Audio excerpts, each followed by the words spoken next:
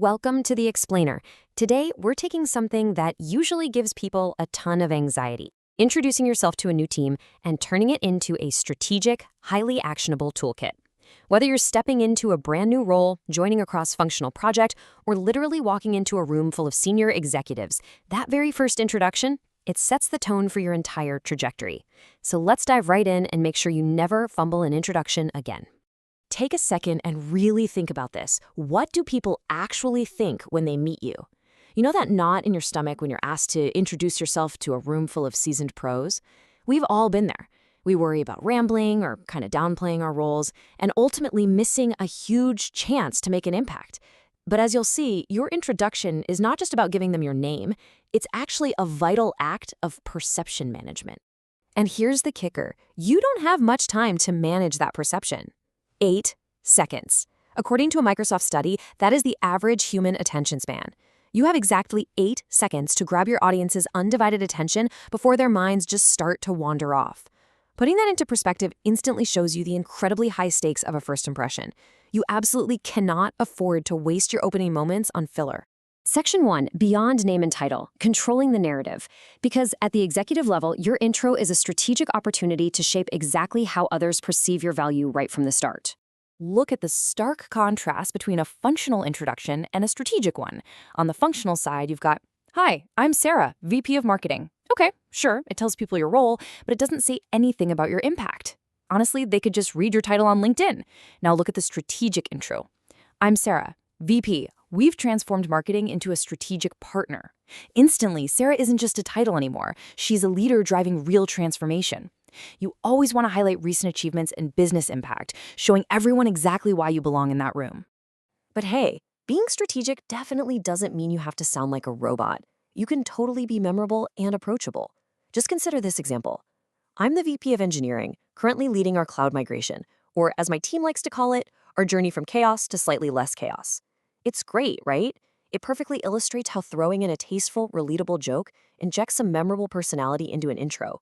It shows a bit of vulnerability and humor, making you instantly likable without sacrificing a single ounce of your executive presence. Moving on to Section 2, the 30-second elevator pitch, crafting your message. Let's break down the actual mechanics of building a concise, powerful introduction.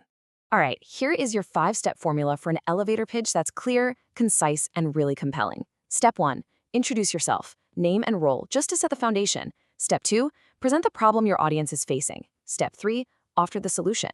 This is where you get to highlight your unique skills, your strengths, or maybe even a relevant personal interest that sets you apart. Step 4, explain your value proposition. Detail exactly why your specific approach works. And finally, Step 5, engage the audience. Give them a compliment, a call to action, or ask a question. This flow shifts you from just stating your name to actively offering real value. And while you're doing all this, remember the rule of brevity. If you ever need a reminder of why brevity is so crucial, just think about the 8-second coffee order. 8 seconds isn't even enough time to order a fancy morning coffee, let alone explain your entire career history. So keep your stories concise, relevant, and hyper-focused, ensuring your pitch stays strictly under 30 seconds. Every single word has to serve a purpose. If your listener has to work hard to understand what you're saying, well, you've already lost them. Section 3, mastering executive presence, delivering with impact. We've covered what to say, so now we're pivoting to how you deliver it, focusing on body language, etiquette, and social intelligence. In his book, Executive Presence, Harrison Monarth introduces this fascinating idea. Executive presence isn't just about raw intelligence, knowing the right people, or having some fancy title. Actually, it's the art of perception management and commanding respect like a CEO. It's all about combining your genuine competence with an image and behavior that effectively communicates your power to the rest of the room. And the core of that executive presence? It's social intelligence, which rests on 5 key pillars: presence, clarity, awareness, authenticity, and empathy. If you apply these 5 pillars, you're going to massively enhance your executive presence and professional authenticity.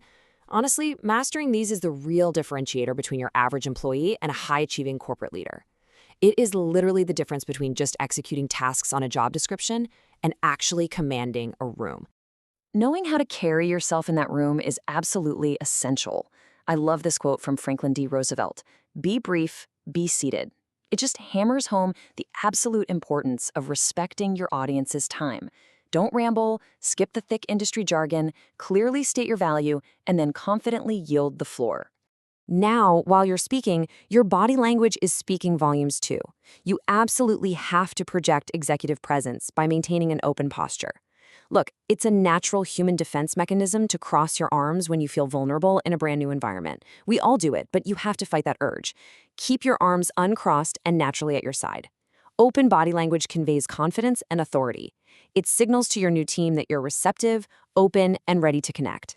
And definitely don't forget the baseline of professional etiquette. The physical mechanics are straightforward, but they are incredibly powerful. Grip firmly, shake 3 times, let go. Maintain steady eye contact to show genuine interest, and, naturally avoid foul language.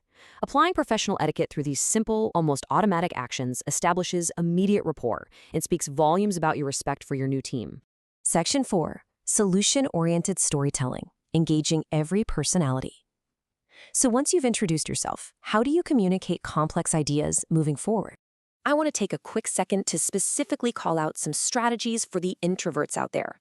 If the mere thought of open-ended small talk fills you with dread, don't worry, you don't have to force yourself into an extrovert's mold. Instead, try these introvert strategies. You can structure your networking by volunteering for specific tasks, like, say, registering attendees at an event. That gives you a structured, built-in reason to ask everyone for their name. Or utilize your strength in written communication by sharing well-crafted memos and ideas. Remember, your competence doesn't have to be loud to be visible. And when you do speak up, whether you're introverted or extroverted, use brief stories. You want to employ these 5 storytelling techniques. Pick a theme, remember that brevity rules, use understatement to pack a punch, transport the listener, and above all, keep it simple. Why stories? Well, because cold hard facts rarely inspire people. Narratives bypass those analytical barriers and go straight to the imagination. That is the absolute best way to communicate complex ideas and create truly memorable connections with your new colleagues. Section 5. Building lasting team rapport, empathy, and conflict management. Because a great introduction doesn't just end on day 1, right? It's an ongoing process. When conflict inevitably arises, you need to adopt an empathetic approach to manage those early bumps in the road and actually strengthen teamwork. Use this 4-step framework. Step 1, separate people's positions from the core issues. Step 2, genuinely seek to understand and validate the other person's perspective. Step 3, empathize with their situation. And step 4, attack the issues, not the person. If you can navigate early conflicts using this framework, you're going to transform potential friction into long-term mutual trust. And finally, perhaps the most powerful tool in your entire first impression toolkit is active listening.